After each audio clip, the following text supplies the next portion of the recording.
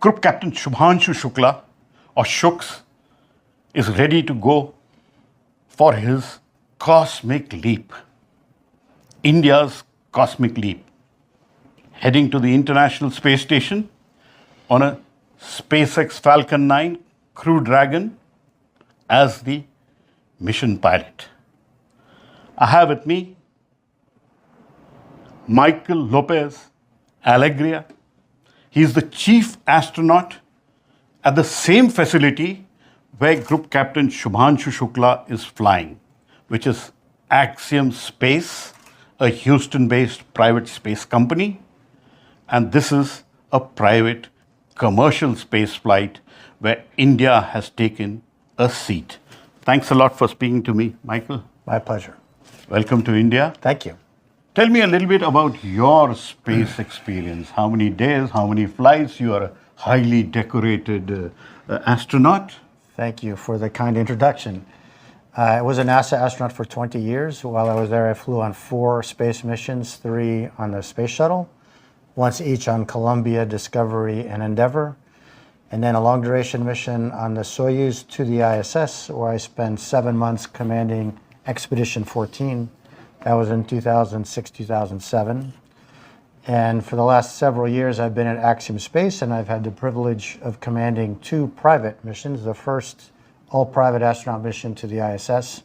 That was in 2022, and then just a little over a year ago, AX-3 is the third Axiom mission to the ISS. You seem to have fun and enjoy space travel. Is that correct? What's not to like? It's a wonderful experience. But people say it's very risky. Sure, it's risky, but I think more than any other endeavor, we really study the risks hard. We know what to expect. We're very, very well trained, so I don't consider it an undue risk. You've had a long experience now with Group Captain Shubhanshu Shukla and Group Captain Prashant Balakrishnan Nair, Papa and Shuks. Tell me a little bit about how the training has been, and have you trained them well? Very well. I'll say the training usually takes about 10 months to prepare for a mission like this. We spend about 40% of that time with NASA training on the ISS, learning how to live and work in space. We spend about 40% at SpaceX, learning how to live and work on the Crew Dragon. And then the rest is payload training, some specialty training, centrifuge, zero-G. Of course, these are fighter pilots, so they're very well aware of what to expect physiologically. And I'm sure that they're going to do, or Shuks will do extremely well. Will he turn out to be a good astronaut? Because this is just the beginning for him. Yes, look, I think something that's overlooked a little bit, I mean, certainly they're very competent and good at their skill, at their trade, but what's very important in an astronaut is learning how to get along with people. And I've noticed that they're both very, very gifted in that way, and I assume that that had a lot to do with their selection here by Israel. Sure, they went through a very rigorous process, and both are test pilots, and then at the Institute of Aerospace Medicine they were selected, and then they trained there. They went to the Yuri Gagarin Center. They had fair experience, and Axiom is going to give them the ride which India needs. Yeah, I think the experience at the Cosmonaut Center in Star City was also very helpful, and not very many people come to us as private astronauts, even if they're representing their governments, with that kind of background. So it's definitely an advantage for them. How is the backup person doing, Prashant? Papa is doing great. He's always got a smile on his face. He's very diligent, very hardworking, and I'm sure, you know, I like to make the comparison that being a backup is sometimes difficult because very difficult. It's like your brother gets to go to the ball with the cutest girl, but he's taking it very well, and he's a wonderful credit to Israel as well. I think ISRO chose them very carefully. One the youngest of the lot and one the oldest of the lot. So gather all the information. Did you also get that feeling? Yes, I had the privilege of meeting the other 2 Gaganyaan astronauts during this conference, and I have to say they seem like wonderful gentlemen as well. So it must have been a difficult choice. So what is India likely to gain from the Axiom 4 mission? Look, I think for any country, having one of its astronauts, especially representing the nation as Shuks will do, is a great asset. It's a very big inspiration for the youth. I think in two ways. One, it makes them aspire to work hard and be all that they can be. But also, it may engender them to study, to pursue a technical education, which will build on the technical workforce in India, which I think is also great. For this particular mission, for Shuks, also with Gaganyaan coming up, it's a great experience for the program to have somebody that has that sort of time and space. Also for the research that's being conducted by Indian institutions to be able to work with a team that is actually doing experiments for them in space. So I think all around it's a win for India. What are the risks on the Axiom 4 flight, and how should Indians be prepared? We've lost an Indian origin astronaut in Kalpana Chawla, and that was a sad thing which happened. What are the risks? I won't downplay the risks. I mean, I think that going to space is always difficult, but as we enter this age where space flight's becoming more and more, I hesitate to use the word routine, but let's say frequent, we see that the repetitiveness of the operations, it just helps with all of the experience. With every repetition, you get better and better at it, first of all. Secondly, from a hardware standpoint, the things are not as artisanal as they were before. So the one rocket is just like the next rocket, like the next rocket. So the margins between the parameters, let's say, get smaller and smaller and smaller. So everything becomes more predictable. And I think that leads to greater safety. You've flown the Soyuz, you've flown the Falcon 9. And you mentioned something about the comparison between them. How does it feel when you go in? It's like being in a Tesla. It's very clean, very intuitive. Which is the Soyuz rocket? I should be clear. The Dragon is a lot like a Tesla. And what I mean by that, it's very clean, it's very modern. The interface is very simple. It's with a touch screen, believe it or not. There are very few buttons when you compare it, for example, with the space shuttle, which had literally 1,000 switches in the cockpit. This is a much sleeker design. It's well put together from a human-machine interface. So really quite a joy to train and fly in. Now when Shukla goes, he is the mission pilot. What does the mission pilot do?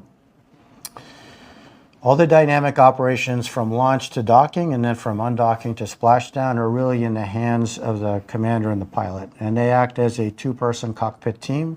So everything is done with concurrence. It's a challenge and response. The commander will say, I see we should take this action. Shuks, do you agree? Yes or no? And then they'll do it. So there's nobody taking any unilateral decisions as you would think in a modern airliner in a way. So it's really just a backup safety and sort of the second in command, if you will, of the mission. But in a SpaceX Crew Dragon, everything is automatic. It's controlled by the computer. The commander and the pilot need to just sit back and have fun and relax. It's not quite like that, but it's true. That's what SpaceX makes it out to be. It's true that it's much more automated than, for example, the Soyuz or especially the space shuttle, which is very human intensive.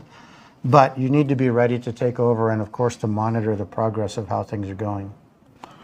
So if there is a off nominal, that is where the pilot and the commander come into play. Otherwise, the computers can do the job. Is that fair? Sort of oversimplifying it, but yes. I mean, there's a monitoring function, and there are certain actions that the crew must take. But by and large, the guidance, navigation, and control of the vehicle are nominally done by the onboard system. You've been both a NASA astronaut and now a commercial astronaut with Axiom. Are they different from each other? Yes and no. The mission profiles look quite similar insofar as, primarily focusing on research and outreach. But the role is different. As a commander of a private mission, I'm really concerned with the safety, first of all, but also the satisfaction of my customers.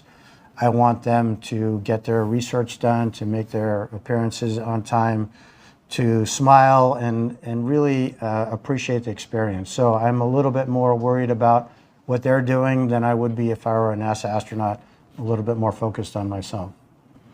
So you were more focused in Axiom 4 on Axiom 1 on your missions, and now will the commander be doing more like an oversight and advisory role in PEGI?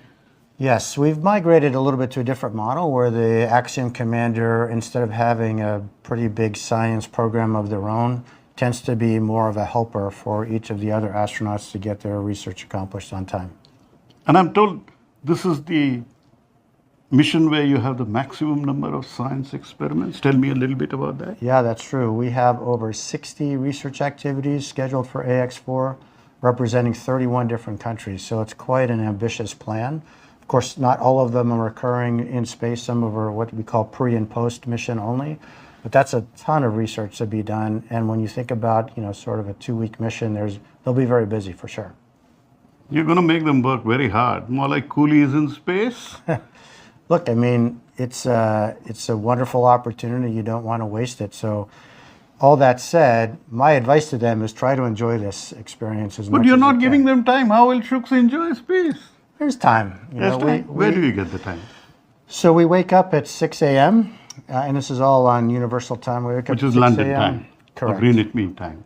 Usually start working about 7:30 in the morning till about the same time at night with an hour break for lunch. So 11-hour workday, there's lots to be done there. But then in the time from wake up to beginning work and from the end of work to going to bed, and I'll tell you a secret, nobody goes to bed on time. Because there are beautiful views to see, there's lots of other things to do. So I'm envious of the crew, but at the same time, you're right, they'll be quite busy. On Axiom 4, why does it cost so much to train an astronaut? Between 60 and 70 million dollars, 550 crore rupees, which is ISRO's telling us the cost of the mission. Why don't you make it more cheaper? There'll be more people going. You'll have a mission going every week. I would love to do that. Unfortunately, the lion's share of the cost is the launch cost. And so we have to charge our customers what we're being charged from the service provider. And I think with time, the price will start to come down, but for now, it is unfortunately quite expensive. Do you want more Indians to take more Axiom flights? I would love that. I would love to see Gaganyaan dock to the Axiom space station at some point in the future, and there's really no reason why I couldn't. Tell me a little bit about your Axiom station as you go about making it. Because you're first to go to the International Space Station and dock with it, correct? Right. In 2027, we'll launch the first module called the Payload, Power, and Thermal Module. It'll be berthed to the space station, and it'll stay there for a year-ish. We don't really know, but during that time, we'll launch the second module, which is a habitation module, which has all the environmental control and life support systems required to be able to support a crew. And then the first module, the PPTM, will undock from station and do an autonomous docking to the HAB module, and then we'll have a full autonomous capability to house a crew and do experiments, etc., our own space station. How soon will we have the full-fledged private space station? Certainly before the end of the decade, I would say within the next 2 to 3 years. You've been to the space station. Are you in love with it? Look, it's an amazing machine. It's it's been continuously inhabited for almost 25 years. It's done an amazing amount of experiments and discoveries, and I would love to keep it around forever. But it's a machine, and so it's probably it has an expiration point. And I think it's important to prepare for the next step, so we don't have a gap between the useful life of the ISS and the successor, which inevitably will be a private space station, since the governments have not decided to make another government space station. So we will all be sad on the day that it's deorbited, but it's been a wonderful beacon of not only science but international cooperation and great legacy.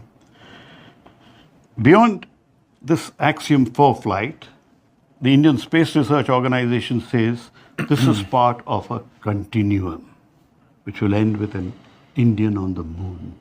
Right. As somebody who's had tremendous experience with space, how do you look at India's roadmap? Look, I've been hearing a lot about that roadmap in the last couple of days, and I'm very impressed with it, and I think it's very well thought out. It's clear that there's a lot of support from the government, which is maybe the most important thing, especially, with budgets being tight really around the world. So the plan that they have, first Gaganyaan, then a space station, the continuation of the Chandrila series to the moon, and then humans on the moon, why not? Does Axiom have any plans? Because India has a plan to have its own Indian space station called the Bharatiya Antariksh Station. Would you want a collaboration between ISRO and Axiom for the space station? It could be two ways.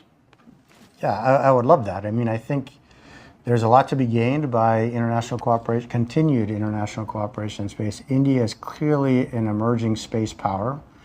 We would be foolish to ignore that power. Public-private partnerships seem to be the way of the future, and I think India and Israel have been also very wise in their facilitation of the commercial space sector through InSpace. And so I'm sure that through InSpace or maybe directly with Israel, there's room for collaboration with Axiom in the future. Is the crew ready for the Axiom 4 flight? I'm sure they're chomping at the bit, as they say. It's an interesting time in quarantine where you've been pedaling really fast to get to there, and then you have 2 weeks.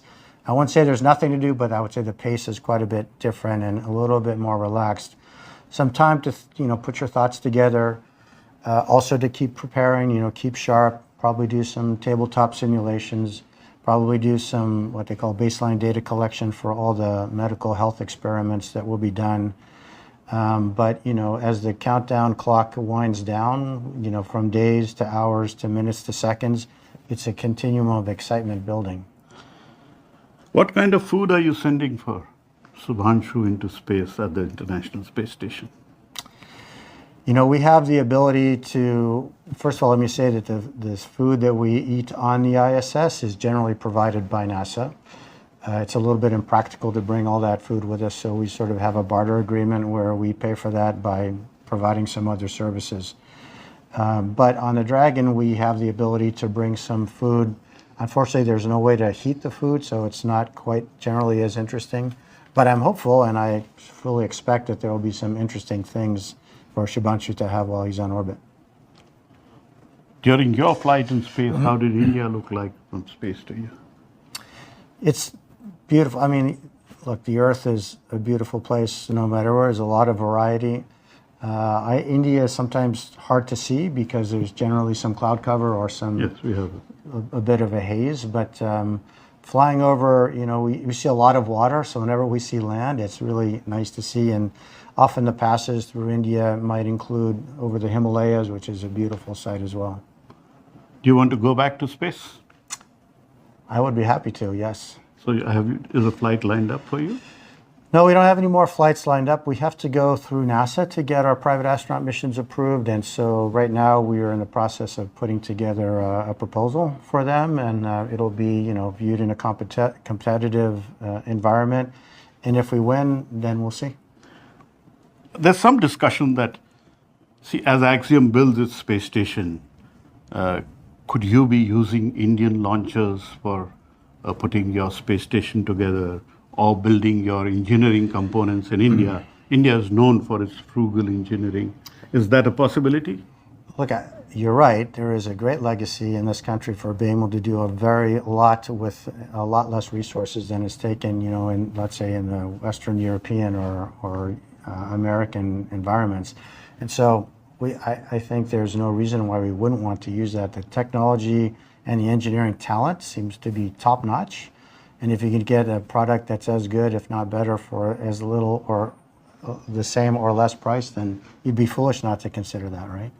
So can you tell India how good Shubhanshu has been in the training, and will he do well at the International Space Station? As Indians, you can be very, very proud of Group Captain Shubhanshu Shukla's performance so far in training. I have zero doubt that he will also excel while on orbit. Congratulations.